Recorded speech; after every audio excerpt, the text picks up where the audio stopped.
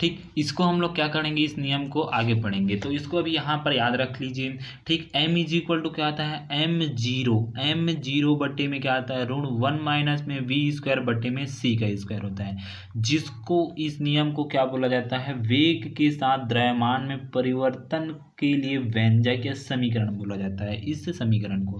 तो देखिए सबसे पहले इस क्या करेंगे, दोनों पक्षों में क्या करेंगे, वर्ग करेंगे, क्योंकि इस वर्ग को हमें क्या करना है, इस ऋण को क्या करना है, हटाना है। दोनों पक्षों में ऋण किए तो देखिए कुछ इस प्रकार से हो जाएगा, m square is equal to m0 का स्क्वायर बटे में 1 माइनस में v स्क्वायर बटे में c का स्क्वायर। यहाँ पर देखिए वर्ग वर्ग से ऋण यहाँ पर कट जाएगा ना, वर्ग इसमें क्यों नहीं लगा करके कंफ्यूज हो गए, तो ये नहीं लगेगा क्योंकि इसमें ऋण है, ऋण से कट जाता है। ठीक, अब उसके बाद देखिए आगे देखते हैं, यहाँ तक तो आप लोगों को समझ आ गया, अब आगे बढ़ते हैं। देखिए अब इसको क्या करेंगे हम लोग, इसको इसके साथ तिर्यक गुणा कर देंगे, इसके साथ तिर्यक गुणा करेंगे। तो देखिए यहाँ पर इसी को हम लोग क्या किए हैं, तिर्यक गुणा किए हैं, यहाँ पर देखिए तिर्यक गुणा कर दिए। ठीक, तिर्यक गुणा कर दिए तो यहाँ पर देखिए m0 हो गया, m0 का स्क्वायर इज इक्वल टू तिर्यक गुणा किया तो 1 माइनस में v स्क्वायर बटे में c का स्क्वायर और यहाँ पर m स्क्वायर हो गया। ठीक, अब उसके बाद देखिए यहाँ पर देखिए क्या हो जाएगा।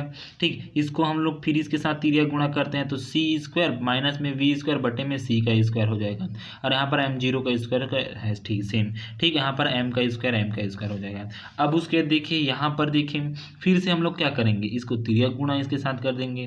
ठीक, तिर्यक गुणा इसको इसके साथ कर देंगे, इसको अंदर गुणा कर देंगे m को, तो तिर्यक गुणा किसके साथ करें, तो m0 का स्क्वायर c का square is equal to m square c का स्क्वायर इज माइनस में माइनस का इसको अंदर गुणा कर रहे हैं ना साथ ही में, तो m स्क्वायर v का स्क्वायर, समीकरण 2 दे देते हैं इसको। ठीक, अब समीकरण 2 का आंशिक अवकलन करने पर, आंशिक अवकलन करने का मतलब क्या होता है, थोड़ा सा अवकलन ही होता है, लेकिन इसमें क्या होता है, थोड़ा अवकलन कर दिया जाता है। तो देखिए यहाँ पर देखिए दोनों क्या दिख रहा है, आंशिक अवकलन मतलब अवकलन कर रहे हैं, तो यहाँ पर देखिए दोनों क्या दिख रहा है, कांस्टेंट दिख रहा है। कांस्टेंट का अवकलन क्या होता है, जीरो होता है, तो जीरो हो जाएगा। ठीक, जीरो हो जाएगा। अब उसके बाद देखिए यहाँ पर देखिए, क्योंकि यहाँ पर क्या था, m0 था और यहाँ पर क्या है, m है, तो ये कांस्टेंट होगा क्या, नहीं, c बस कांस्टेंट होगा, तो c को बाहर निकाल देंगे। और इसका देखिए इसका m का अवकलन क्या हो जाएगा, जैसे कि यहाँ पर समझाता हूँ, m स्क्वायर का अवकलन क्या हो जाएगा, d अपान में dx के सापेक्ष करते हैं तो m। ठीक, m का अवकलन मतलब क्या हो जाएगा, यहाँ पर 2 एक्स घात में n का अवकलन क्या होता है, d अपान में d एक्स घात में n होता है, तो n एक्स घात n माइनस में 1 होता है। ठीक, n माइनस में 1 होता है, सेम उसी प्रकार यहाँ पर हो जाएगा 2 और यहाँ पर m हो जाएगा एक्स घात 1 माइनस m के घात में m के घात में 1 हो जाएगा। ठीक, तो सेम वही इस प्रकार से यहाँ पर हो जाएगा। और ये किसके सापेक्ष हो रहा है, d के सापेक्ष हो रहा है, तो यहाँ पर dm हो जाएगा। ठीक, dm हो जाएगा। तो यहाँ पर देखिए जब इसका आकलन करेंगे तो यहाँ पर देखिए c स्क्वायर हो जाएगा 2m और यहाँ पर dm हो जाएगा। ठीक, इस प्रकार से होगा, ये कांस्टेंट यहाँ पर हो गया अलग। ठीक, अब उसके बाद देखिए माइनस में माइनस हो जाएगा। अब यहाँ पर क्या हुआ, प्रथम फलन इंटू सेकेंड फलन का अवकलन लगा है, फिर से वही वाला प्रथम फलन इंटू सेकेंड फलन इंटू प्रथम फलन।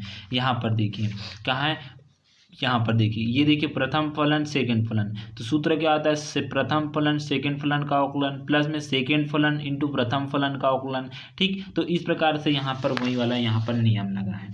ठीक, तो देखिए ऐसे इसको बताता हूँ। देखिए ये क्या है, मान लीजिए इसको हम लोग क्या लिखते हैं, सेकंड फलन ले लेते हैं, इसको प्रथम फलन लेके, क्योंकि इसमें सेकंड फलन इसको माना है। तो यहाँ पर देखिए प्रथम फलन सेकंड का अवकलन हुआ, फिर उसके बाद यहाँ पर देखिए माइनस है, यहाँ पर प्लस होता तो ये माइनस है, माइनस के कारण क्या हो जाएगा, ये माइनस हो जाएगा।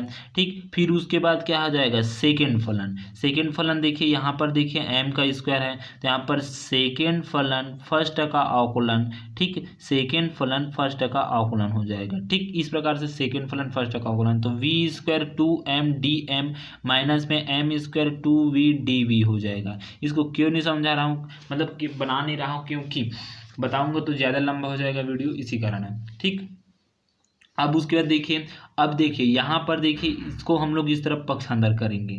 ठीक, यहाँ पर ये और ये दोनों को हम लोग इस तरफ पक्षांतर करेंगे तो कुछ इस प्रकार से लिख सकते हैं। ठीक, या तो आप इसको इस तरफ पक्षांतर कर दें, माइनस को इस तरफ ला दोगे तो भी बन जाएगा। तो देखिए इस पद को उठाकर हम लोग जीरो की तरफ ले जाते हैं तो माइनस है प्लस हो जाएगा, ये माइनस है तो प्लस हो जाएगा। तो उसको कुछ इस प्रकार से हम लोग लिखे हैं। तो c² 2m/dm is equal to, देखिए ये सेम का सेम यहाँ पर हो गया। अब ये देखिए ये सेम का सेम यहाँ पर v² 2m/dm प्लस में m² 2v/dv हो जाएगा। ठीक, dv हो जाएगा। अब उसके बाद देखिए यहाँ से m कॉमन दिख रहा है, m कॉमन यहाँ पर भी दिख रहा है। ठीक, तो यहाँ पर देखिए 2 यहाँ पर भी दिख रहा है, 2 यहाँ पर भी दिख रहा है, दोनों कॉमन दिख रहा है तो कॉमन निकालेंगे। क्या बचेगा, v का स्क्वायर बचेगा, dm का dm बचेगा, प्लस में देखिए m क्या निकला है, m निकला है तो यहाँ पर क्या बचेगा, m का स्क्वायर कैसे बचेगा, m का स्क्वायर यहाँ पर नहीं बचेगा, m बस बचेगा ना। ठीक, यहाँ पर v का स्क्वायर, यहाँ पर m बचेगा, एक m को हम लोग बाहर निकाले हैं तो एक m बाहर निकला गया, यहाँ पर v का v एक है। ठीक, एक v का v है यहाँ पर। ठीक, तो m हो गया, यहाँ पर dv हो गया। ठीक, इस प्रकार से तो यहाँ पर ये m से ये m कटा, ये 2 से ये 2 बचा। ठीक, अब देखिए इसको कुछ इस प्रकार से इधर हम लोग लिख दिए हैं और इसको हम लोग इधर लिख दिए हैं। देखिए c का स्क्वायर बचा है, dm का dm बचा है, इज इक्वल टू, देखिए यहाँ पर देखिए v² का v² बचा है, dm का dm बचा है और यहाँ पर क्या बचा है, m बचा है, v बचा है और dv बचा है। ठीक, इसी प्रकार से अगर समीकरण 3 इसको दे दिए। अब समीकरण 1 व समीकरण 3 से देखिए, समीकरण 1 और समीकरण 3 देखिए। समीकरण 1 आपको मैं दिखाता हूं, कहाँ पर है, देखिए समीकरण 1 देखिए, समीकरण 1 देखिए यहाँ से देखिए, यहाँ पर देखिए समीकरण 1 k is equal to mv/dv plus में v² dm बचा है। ठीक, सेम देखना यहाँ ये इसको देखना है, सेम समीकरण 3 भी सेम है। देखिए v² dm प्लस में mv/dv is equal to c² dm, तो मैं इसके जगह, ठीक मतलब इसके जगह मैं इसको लिख सकता हूँ। तो देखिए dk is equal to c² dm करके लिख दिया। ठीक, समीकरण 1 व समीकरण 3 से dk is equal to c² dm करके हो गया। अतः कण का वेग शून्य से बढ़कर, ठीक मतलब कण का जो वेग है वो क्या हो रहा है, शून्य से बढ़कर v होने पर, m0 से द्रव्यमान m होने पर, मतलब m0 से पहले द्रव्यमान क्या था, m0 था, m0 ठीक m0 था, फिर वो बढ़कर क्या हो गया, m हो गया। ठीक, तो कण की गतिज ऊर्जा में वृद्धि, कण की गतिज ऊर्जा में वृद्धि, या देखिए हमने क्या निकाला, किसी में भी चाहे किसी में भी क्या है, वृद्धि होता है। ठीक, वृद्धि होता है तो उसका क्या किया जाता है, समाकलन किया जाता है, समाकलन। ठीक, समाकलन या संपूर्ण, या किसी वस्तु के संपूर्ण की बात कर रहा है, मतलब संपूर्ण जैसे कि ये वस्तु है, इस आधे वस्तु की बात करेगा तो इसका क्या करते हैं, आकलन करते हैं, आकलन। और यदि इस संपूर्ण वस्तु का बात करेगा, संपूर्ण वस्तु का, तो क्या करेंगे, समाकलन करते हैं। सेम उसी कंडीशन इसमें भी लगा है। ठीक, पहले क्या था, m से लेकर m तक किया। ठीक, मतलब स्मॉल m0 से बढ़ाकर क्या किया, m होने पर बोला।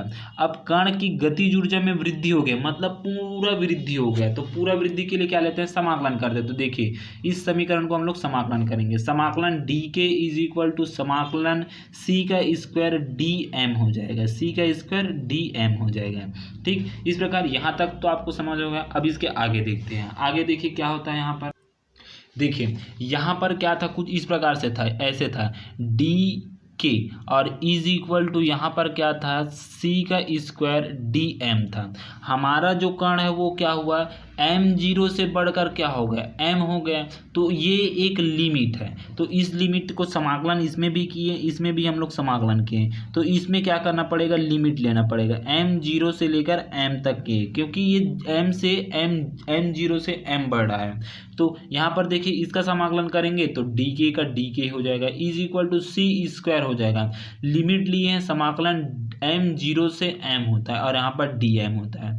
ठीक, अब हम लोग जानते हैं समाकलन में x का घात में n रहता है। ठीक, n रहता है और dx रहता है। सूत्र क्या होता है, x का घात n प्लस में 1 में क्या होता है, n प्लस में 1 होता है। ठीक, n प्लस में 1 में n प्लस में 1 और यहाँ पर क्या है, 1 है। ठीक, गुणित में 1 है। ठीक, अब ये एक सूत्र हो गया और एक क्या होता है, यहाँ पर देखिए, यहाँ पर समझाता हूँ। ठीक, यहाँ पर देखिए, यदि समाकलन एक का समाकलन होता है, तो क्या होता है, x ही होता है। ठीक, ये 0 नहीं होता है। यदि यही आकलन में एक का आकलन किया रहता है तो वो क्या हो जाता था, 0 हो जाता था। लेकिन समाकलन में जस्ट इसको उल्टा होता है।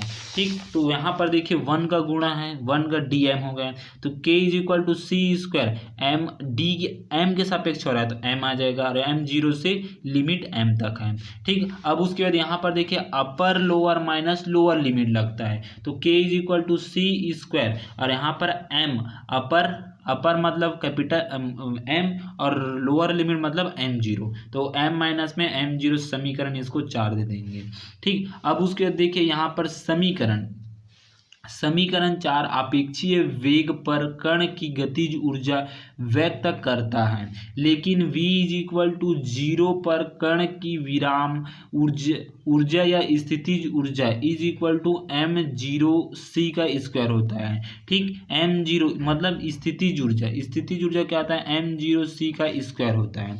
तो कण की कुल ऊर्जा, कोई भी कण की कुल ऊर्जा, देखिए ये तो हमारा गतिज ऊर्जा निकल गया, के मतलब गतिज ऊर्जा, और स्थितिज ऊर्जा हमें पता है। स्थितिज ऊर्जा क्या है, स्थितिज ऊर्जा क्या है हमारे पास, m0c² हमें पता है, दोनों का पता है। तो हम लोग किसकी ऊर्जा निकाल रहे हैं, एक वस्तु की ऊर्जा निकाल रहे हैं। वस्तु में इसकी क्या निकाल रहे हैं, भार और भार के साथ क्या निकाल रहे हैं, इसकी ऊर्जा दोनों की तुलना कर रहे हैं, दोनों समान आना चाहिए बोल रहे हैं। ठीक, तो इस स्थिति तो ऊर्जा का मान निकाल रहे हैं, तो इसमें इस वस्तु में कुल ऊर्जा देख रहे हैं, कुल ऊर्जा। ठीक, आप इसको मान लीजिए, ऊर्जा को मान लीजिए। ठीक, ऊर्जा ठीक, इसकी कुल ऊर्जा देख रहे हैं। कुल ऊर्जा मतलब इसमें क्या है, स्थितिज ऊर्जा है प्लस में जो गतिज ऊर्जा दोनों का योग क्या होता है, कुल ऊर्जा के बराबर होता है। तो देखिए दोनों का कुल योग करेंगे। ठीक, कुल ऊर्जा = गतिज ऊर्जा प्लस में स्थितिज ऊर्जा, तो E देखिए गतिज ऊर्जा का मान क्या हुआ, c² m माइनस में m0 मिला है, प्लस में m0c² मिला है। c² को अंदर गुणा करेंगे तो mc² माइनस में m0c² हो जाएगा, प्लस में देखें m0c² यहाँ पर भी बचा है। ठीक, अब देखिए कौन सा कट रहा है, ये से ये कट रहा है तो इसको काट दीजिए, तो क्या बचेगा, E = mc² आ जाएगा। समीकरण 5, यही क्या है, आइंस्टीन का द्रव्यमान ऊर्जा समतुल्यता का समीकरण है। ठीक, वेरी MP, यही द्रव्यमान ऊर्जा समतुल्यता का समीकरण है। ठीक, यहाँ तक आपको बनाना है। ठीक, धन्यवाद।